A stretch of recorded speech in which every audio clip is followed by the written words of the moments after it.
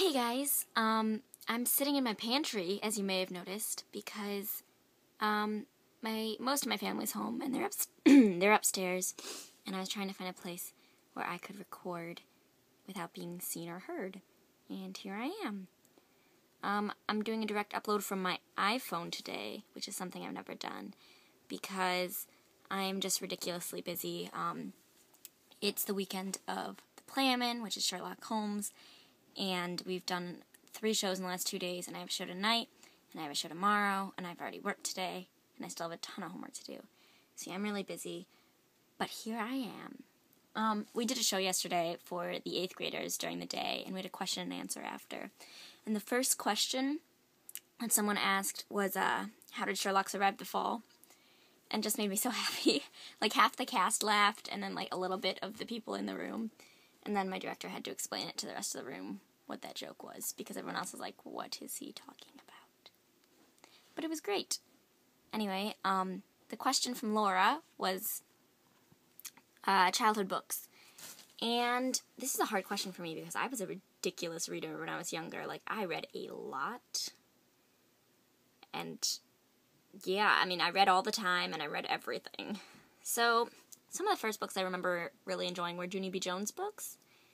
I think my mom read them to me when I was falling asleep, and I read them myself. Magic Tree House, I think, also kind of falls into that category, but not as much. I've definitely read, like, every Junie B. Jones book up through the 3rd or 4th first grade one, but then I started getting too old for them, and they were still coming out, and I just kind of stopped.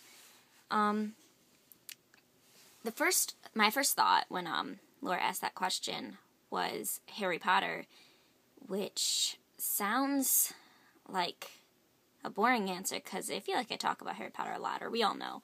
But I mean, I did start reading it in 1st grade, so it was a childhood book for me.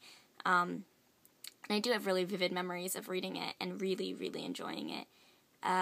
One morning, I was just like, I need something to read today. So I went to my bookshelf, and I found the Harry Potter book, the first one, and I'm like, this looks good, I'll read this. And it was pretty thick for me at the time, I believe. I don't really remember what else I was reading at that time, but I just picked it up, and I'm like, well, this is really good. And I read it on the bus, because that's the kind of kid I was, and I read it all day, and I loved it. I don't remember when I saw the first Harry Potter movie. I think it was before I read the book, but I don't remember recognizing the book until after I started reading it. I don't know.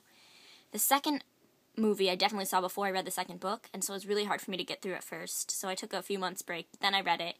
Then when I got to the 3rd book, before the 3rd movie came out, everything just went so fast, and I tore through the books. I think the 3rd, 4th, and 5th I read, and then I went to the 6th book premiere at midnight, and the 7th. So it's something I've grown up with since I was really young, and I've really enjoyed them. And that's, I mean, it's still something I enjoy, but it definitely was a childhood book for me. Yeah, what else was I going to say? Oh, I have a vivid memory of reading one of the books in, like, 2nd or 3rd grade and going, oh my god, they misspelled a word, and I went to my teacher and I showed them all smug, and they're like, no, this is written by an English author, and that's how they spell that word in England, and I just felt shut down. And I was, like, convinced I was right anyway. Anyway, I should wrap this up. My question for Becca and Heather is the same question, because I think it's fun. Talking about books is great. See you guys next week.